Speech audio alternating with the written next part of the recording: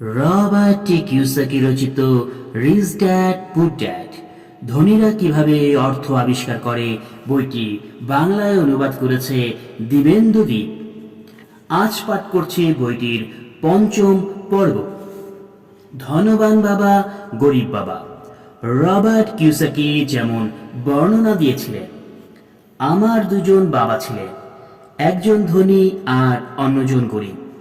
একজন ছিলেন উচ্চশিক্ষিত ও বুদ্ধিমান, তিনি পিএইচডি ডিগ্রি অর্জন করেছিলেন। তাছাড়া 2 বছরেও কম সময়ের মধ্যে 4 বছরের আন্ডার গ্র্যাজুয়েট ডিগ্রি অর্জন করেন তিনি। তারপর তিনি পরিপূর্ণ আর্থিক বৃত্তি নিয়ে Stanford University, University of Chicago ও নর্থ ওয়েস্টার্ন ইউনিভার্সিটিতে লেখাপড়া করতে গিয়েছিলেন। আর আমার অন্য বাবা অষ্টম গ্রেড শেষ করতে পারেননি। সারা জীবন প্রচুর পরিশ্রম করেছেন তারা দুজনেই উল্লেখযোগ্য পরিমাণ অর্থ আয় করেছেন। তবুও একজনকে আজীবন আর্থিকভাবে লড়াই করতে হয়েছে, আর অন্যজন হাওয়াইয়ের অন্যতম ধনী ব্যক্তি হয়ে উঠেছিলেন। একজন তার পরিবার দাতব্য প্রতিষ্ঠান ও চার্চের জন্য $10 মিলিয়ন রেখে মারা গেছে, আর অন্যজন কিছু বিল বকেয়া রেখে মারা গেছে। দুজনই ছিলেন শক্তিশালী, আকর্ষণীয় ও প্রভাবশালী মানুষ। দুজনেই আমাকে উপদেশ দিয়েছেন, কিন্তু উপদেশগুলো একই রকম ছিল না। দুজনেই শিক্ষার প্রতি অগাধ বিশ্বাস রাখতেন, কিন্তু তারা দুজনেই আমাকে এ বিষয়ে পড়তে পরামর্শ দেননি। যদি আমার শুধু একজন বাবা থাকতো, তাহলে হয় আমি তার উপদেশ মেনে নিতাম কিংবা অগ্রাহ্য করতাম। আমার দুজন বাবা থাকায় তারা আমাকে বিপরীতমুখী উপদেশ দিয়েছিলেন। একটা উপদেশ একজন ধনী ব্যক্তির, অন্য উপদেশটা একজন গরিব ব্যক্তির। কেবল গ্রহণ বা অগ্রাহ্য করার পরিবর্তে আমি অনেক চিন্তা করলাম, তুলনা করলাম ও তারপর নিজের জন্য বাছাই করলাম। সমস্যা ছিল যে আমার ধনবান বাবা তখনও ধনী হয়ে যাননি, আর গরিব বাবা তখনও গরিব হননি। তারা দুজনেই তখন তাদের পেশাগত জীবন শুরু করেছিলেন এবং দুজনেই অর্থ ও পরিবার নিয়ে সংগ্রাম করছিলেন। কিন্তু অর্থের ব্যাপারে তাদের দুজনের ছিল ভিন্ন দৃষ্টিভঙ্গি। উদাহরণস্বরূপ, আমার এক বাবা বলেছিলেন, অর্থের মোহই হলো সব শয়তানির মূল। অন্যজন বলেছিলেন, অর্থের অভাবই সব শয়তানির মূল।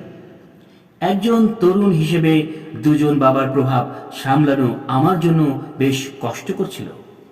আমি তাদের ভালো পুত্র হিসেবে তাদের কথা শুনতে চেয়েছিলাম, কিন্তু তারা আমাকে একই বিষয় বলেননি। তাদের দৃষ্টিভঙ্গির মধ্যকার পার্থক্য, বিশেষ করে অর্থের ব্যাপারে, তারা ছিল সম্পূর্ণ বিপরীতমুখী, যে কারণে আমার মধ্যে কৌতূহল ও উৎসাহ জন্মায়। আমি দীর্ঘ সময় ধরে তাদের বক্তব্য নিয়ে চিন্তা করতে শুরু করলাম। আমি আমার একান্ত সময়গুলোতে নিজেকে প্রশ্ন করতাম, কিন্তু কেন এ কথা বলেছেন? তারপর অন্য বাবার ব্যাপারেও নিজেকে একই প্রশ্ন করতাম। এমনটা চিন্তা করা আমার জন্য সহজ হতো। হ্যাঁ, ঠিকই তাই, আমি এর সঙ্গে একমত, কিংবা এ কথা বলে আমি খুব সহজেই এড়িয়ে যেতে পারতাম। এ বুড়ো লোকটি জানে না সে কি বলছে।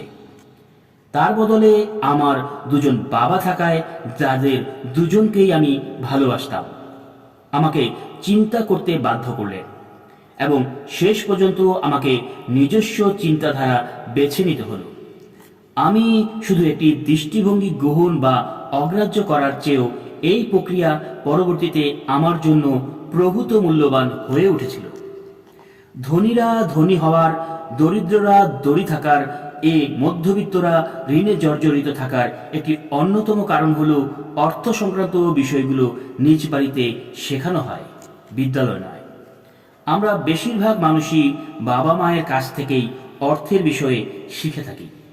কাজেই গরিব বাবা মা অর্থের ব্যাপারে তাদের সন্তানকে কি বলতে পারেন? তারা কেবল বলেন, বিদ্যালয়ে যাও, বেশি করে লেখাপড়া করো।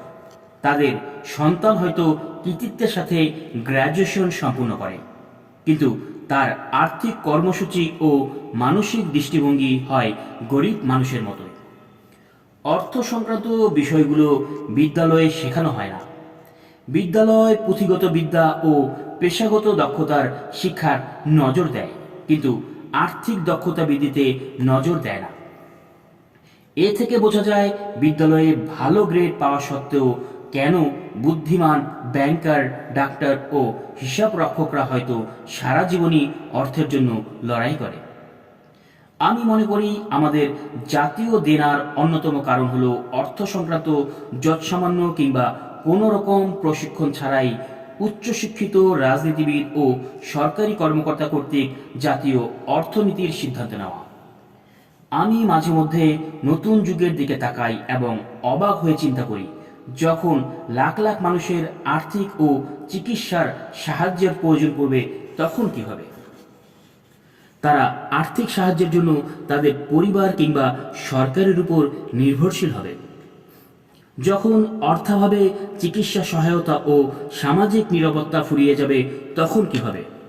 একটা জাতি কি করে টিকে থাকবে যদি তাদের সন্তানদের অর্থ সংক্রান্ত শিক্ষা তাদের বাবা মায়ের উপর ছেড়ে দেওয়া হয়, যাদের বেশিরভাগই গরিব কিংবা গরিব হতে চলেছে? যেহেতু আমরার দুজন প্রভাবশালী ছিলেন, তাই আমি দুজনের কাছ থেকেই শিখতে পেরেছি। আমাকে তাদের উভয়ের উপদেশের ব্যাপারেই ভাবতে হয়েছে, আর একটা করতে গিয়ে আমি মানুষের জীবনের উপর তাদের চিন্তাধারা, শক্তি ও কার্যকারিতার এক মূল্যবান অন্তর্দৃষ্টি লাভ করেছি। উদাহরণস্বরূপ, আমার একজন বাবা এটা বলতে অভ্যস্ত ছিলেন যে এই ব্যয় বহন করার সামর্থ্য আমার নেই, আর অন্য বাবা এ কথাগুলো ব্যবহার করতেই নিষেধ করতেন। তিনি আমাকে এটা বলতে জোর দিতেন, এটা করার জন্য আমি কিভাবে সামর্থ্যবান হব। এর মধ্যে একটি হলো মতামত আর অন্যটি হলো প্রশ্ন। একজন আপনাকে সমস্যাতে ঢুকতেই দিচ্ছে না, আর অন্যজন আপনাকে চিন্তা করতে বাধ্য করাচ্ছেন। আমার দ্রুত ধনী হতে থাকা বাবা ব্যাখ্যা করতেন যে আমার করার সামর্থ্য নেই। এই কথাটি বললে আমাদের মগজ কাজ করা বন্ধ করে দেয়। আমি কিভাবে সামর্থ্যবান হব, এই প্রশ্নের মাধ্যমে মগজকে কাজ দেওয়া হয়। তিনি এর দ্বারা এটা বোঝাতে চাননি আপনি যা চান তার সব কিছুই কিনে ফেলুন। তিনি মূলত মনকে খাটাবার উপর জোর দিয়েছেন, যেটি পৃথিবীর সবচেয়ে শক্তিশালী কম্পিউটার। তিনি বলতেন, আমার মগজ প্রতিদিন আরও শক্তিশালী হয়, কারণ আমি এটাকে অনুশীলন করাই। আমার মগজ যত শক্তিশালী হবে আমি তত বেশি অর্থ আয় করতে পারব। তিনি বিশ্বাস করতেন যে অভ্যাসবশত আমার করার সামর্থ্য নেই কথাটি বলা মানসিক আলস্যের লক্ষণ। যদিও দুজন বাবাই কঠোর পরিশ্রম করেছেন, কিন্তু আমি খেয়াল করেছি একজনের অর্থ সংক্রান্ত ব্যাপারে তার মগজকে ঘুম পাড়িয়ে রাখার অভ্যাস ছিল, আর অন্যজনের তার মগজটাকে খাটানোর অভ্যাস ছিল।